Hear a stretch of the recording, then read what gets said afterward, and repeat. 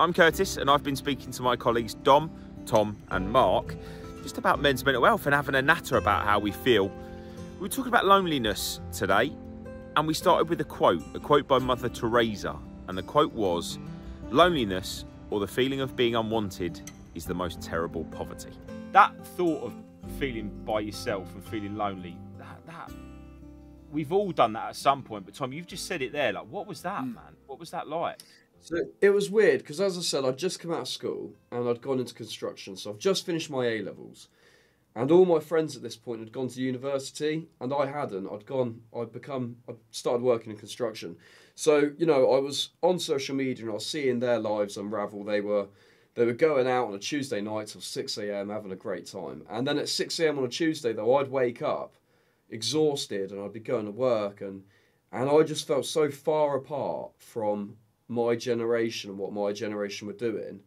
I couldn't help but feel lonely in that moment because I was doing the complete opposite to what everyone I knew my age was doing. It was a horrible feeling. But the radio was the community that sort of made me not feel lonely anymore. You know, once I found that community, I was no longer lonely. I kind of relate to that kind of loneliness, and it also was, and I've not thought about it until you just told your story there, Tom. But actually, when I was a kid, I kind of discovered radio about the age of sort of 12, 13, and we just moved to Essex from South London, and we lived in a house which is about 3 miles away from my school, hence, and also 3 miles away from all my mates.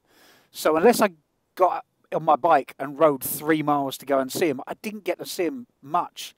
So my company was the radio. And that, I know exactly what you mean, because actually in that loneliness, in that despair, in that bad place, that dark place, you somehow can find direction.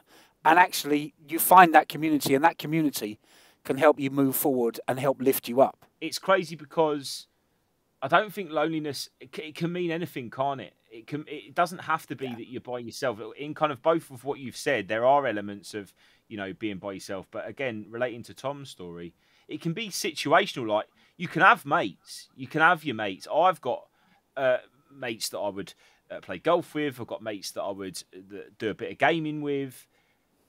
But none of them have a child at the same age that I have a child.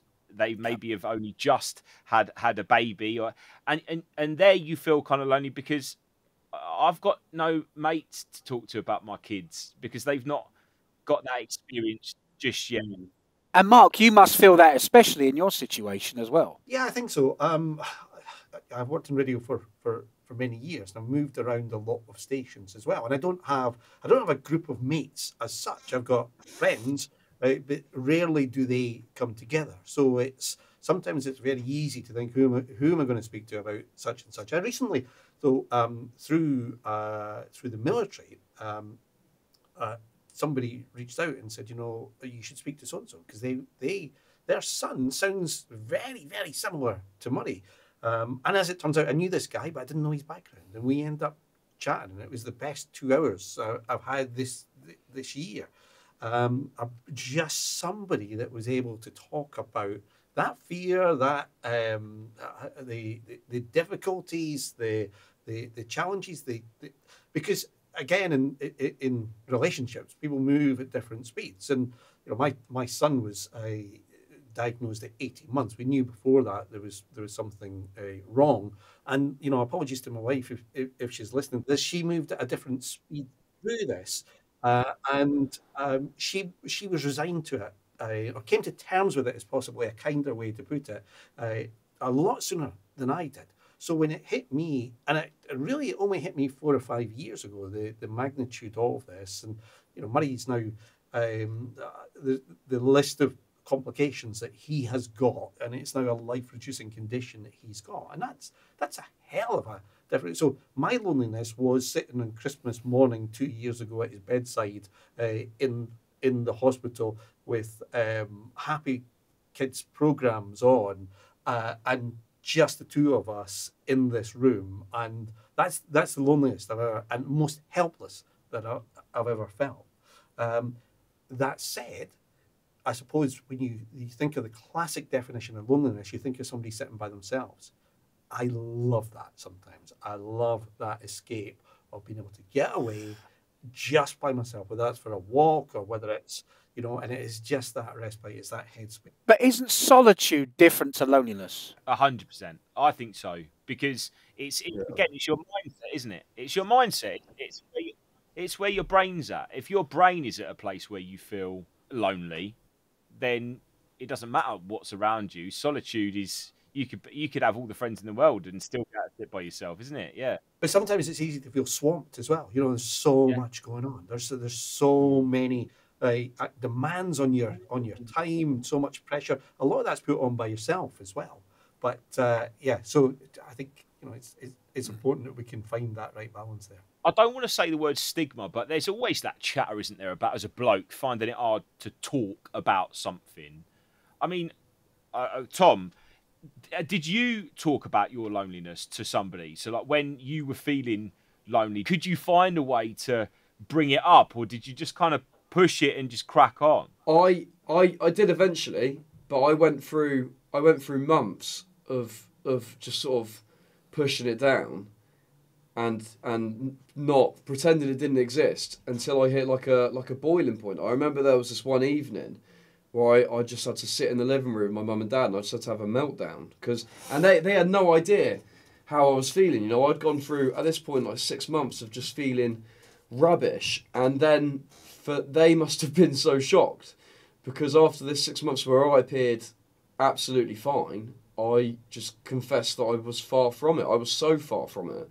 And that must have been really shocking to them. But the lesson for me from that was that I should just, if I'd spoken to my parents about it, after a week of feeling rubbish, I never would have got to such a bad place. But how bad was it, Tom? I mean, when you say you got to such a bad place, how bad was it? What level did we get here? I don't like putting words on it, but I think it's very possible that listening to the radio actually saved my life. Wow. I never did anything that was like an attempt as such, but there were parts of me that thought about it all the time. I was so sick of the place that I was at, and so I now know I'll probably never get back to that place, just because I won't let that happen. I'll talk to friends and family beforehand, and that is so important. It's hard as a bloke, because I think you just assume, I assume all my mates know that they can talk to me.